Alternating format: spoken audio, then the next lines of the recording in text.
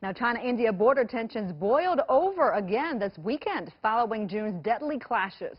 And while India's defense ministry said that the Chinese army carried out provocative military movements near Pangong-su Lake in the remote Ladakh region, China accused Indian troops of illegally trespassing onto its territory, adding that China has never taken an inch of land from others over the past 70 years. Now, although the two sides have been in regular touch since the June clashes, there's no sign yet of disengagement. So, what happened over the weekend? Can the two countries de-escalate anytime soon? And what is happening in the Himalayas? Joining me for the discussion in Beijing is Mr. Ye Hailin, Vice Dean of the National Institute of International Strategy at the Chinese Academy of Social Sciences, and from New Delhi, Professor Madhav Nalapat of the Department of Geopolitics and International Relations at Manipal University. Professor Nalapat is joining us on the phone here. Welcome to you both. So first, let's take a look at what happened at the border over the weekend. The Indian Army issued a statement on Monday morning saying that PLA troops carried out provocative military movements to change the status quo. Indian troops preempted this PLA activity on the southern bank of the Pangong-su Lake, undertook measures to strengthen our positions. But according to the Chinese Foreign Ministry, China's border troops have been strictly abiding by the LAC, the line of actual control, and they have never trespassed. Let's now have a listen to the spokesperson's response. What India said may differ from what China said, but there is only one simple truth. Since the founding of the People's Republic of China more than 70 years ago, we have never initiated a war or conflict and never taken an inch of land that is not ours. In fact, China's border troops have been strictly abiding by the line of actual control, and they've never trespassed. So that is the statement from Foreign Ministry. Mr. Ye, let me start with you. Give us the Chinese perspective first, and we'll get to the Indian perspective later. Why is the border tension flaring up again, Mr. Ye? Generally speaking, it is there because of the two sides have a different understanding on where is the line of actual control. But in my personal opinion, the recent movement adopted by Indians, they are not satisfied with the discussion and the dialogue between the military and the diplomats of the two countries. Obviously, the Indians want to change the status quo and try to gain some advantages from the battlefield, from the field, to gain some bargaining chips on the discussion and negotiation with China side. This is the Chinese understanding and the Chinese perspective. Professor Nalapat, if you're with us, what do you think is happening there? Do you agree with what's been said there by Mr. Ye? Well, I'd like to say that we have had 18 rounds of discussions between the special representatives of two sides, and we have been discussing this boundary issue right from the 1950s. You'll recall that India was one of the first countries to recognize the People's Republic of China, and in the 1950s, India strongly supported China to join the United Nations Security Council over the KMT regime. Now, this is the support that India has given to China. But the point is, so far as the line of actual control is concerned, the two sides have a different perspective. Now, in this, I would like to say, supposing you have a situation in which one side is saying that 100% of what we say is right and 0% of what you say is right, well, then you really can't have a dialogue. So the point is very simple. We believe that we have a line of control. The Chinese believe they have another line of control. And I think it's important for both sides to work out an agreed line of control. Yeah, clearly there's a gap in the understanding here between the two sides. But Mr. Ye, tell us, is Pangong-su Lake a disputed area? I mean, because China is saying that the southern bank of the lake is within its actual control, and if not, what is India trying to do here?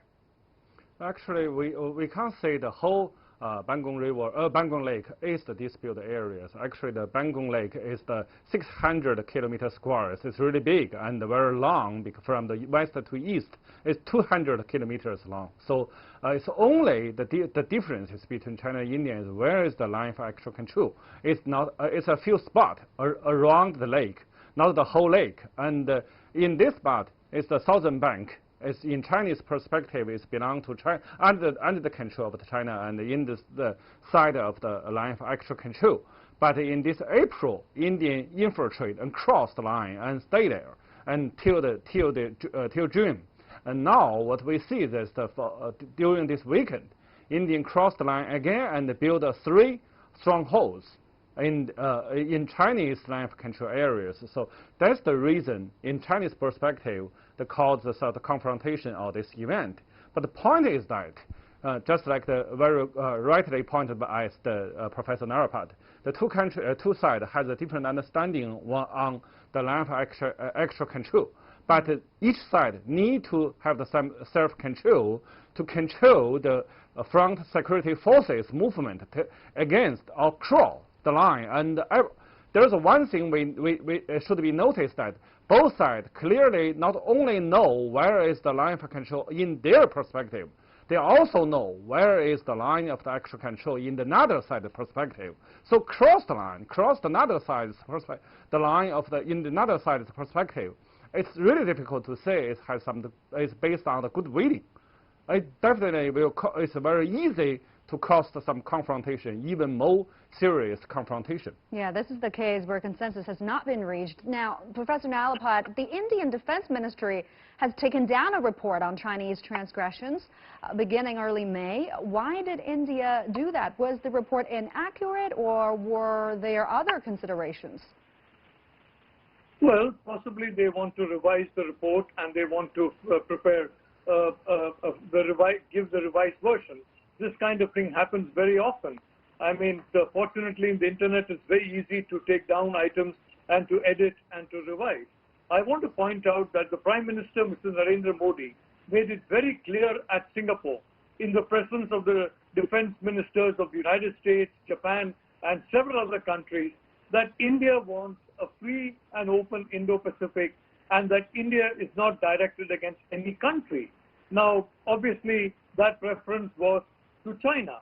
And secondly, our foreign minister, in a discussion with the Americans, I'm not talking about discussions with the Russians, who we all know are good friends of China and who are good friends of India, but the Americans, who I don't think are very friendly to China as of this time, the foreign minister made it very clear that India would like to have an understanding with China, and that it's important for the world to have this understanding.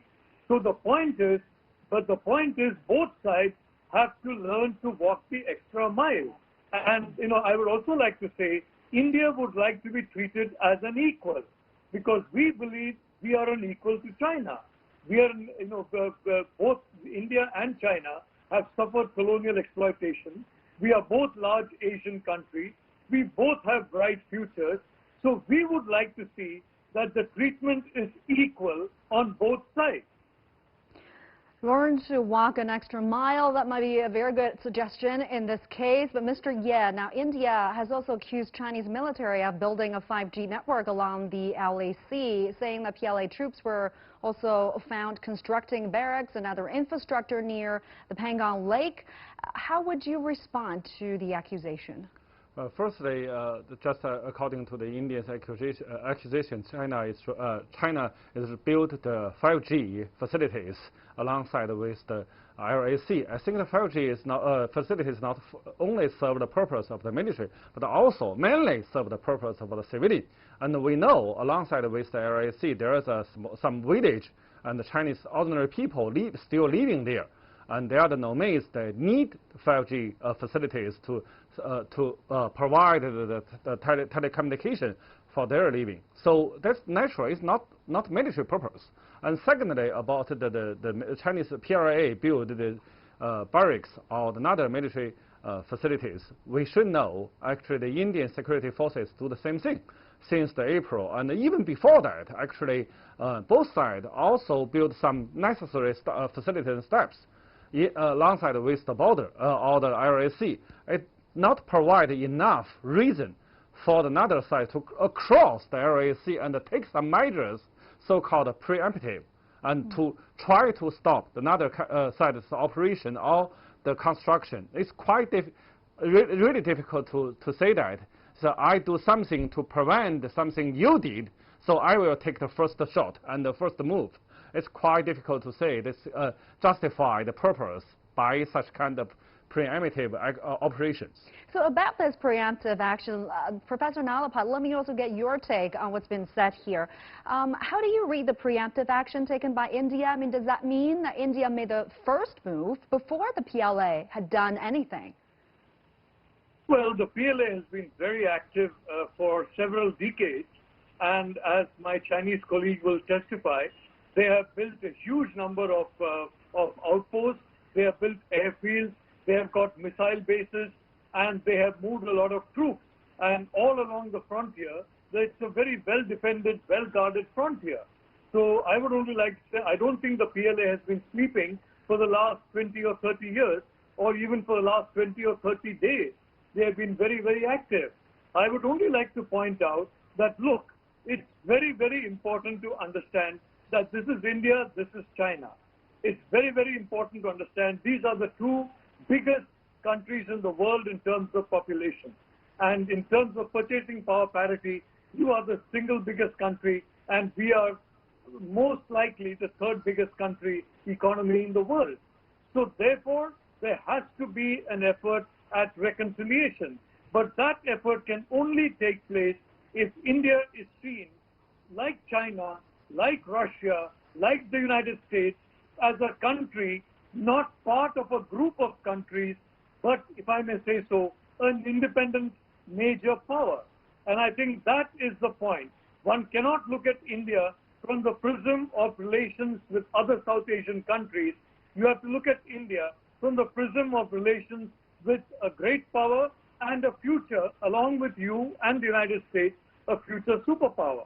So we are only saying what China was been saying from the 1970s, the 1960s, under Chairman Mao, that look, treat us as the country we are, and I assure you, we will respond to that. I also want to get to what's going to happen next, right? Here's what's happening now. Fortunately, according to the Indian Army officers and security analysts, no punches were thrown. No one was injured this time. The incident was much less severe than the physical conflict in June in roughly the same area, which led to casualties on both sides. Seems like both sides are exercising restraint, somehow a good sign. But you know, China and India have been in regular touch through military and diplomatic channels for over 3 months now. But complete disengagement is still nowhere in sight.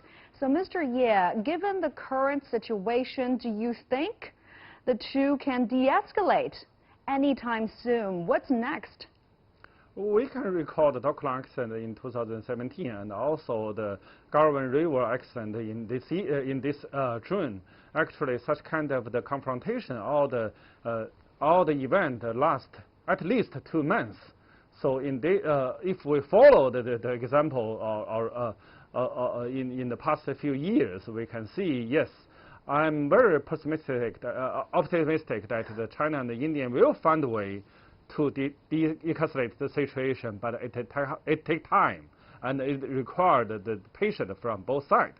I'm not worried about the China and the India will involve the very severe border armed conflicts in the coming years or the coming months. But we should notice that both sides need to realize this is a very sensitive topic, and it requires massive diplomatic joint effort.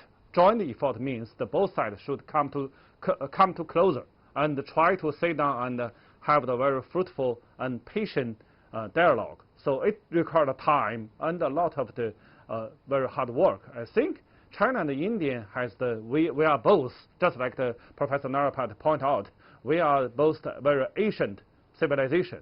So time for us is not a problem. But the question is that the patience for us, we need more patience, and we need focusing on the border issue and not try to avoid the temptation of be seduced by the third power and try to involve some geopolitics game. Yeah, we do share very much similarities as ancient civilizations, and you mentioned that joint efforts are very crucial here. Thank you very much.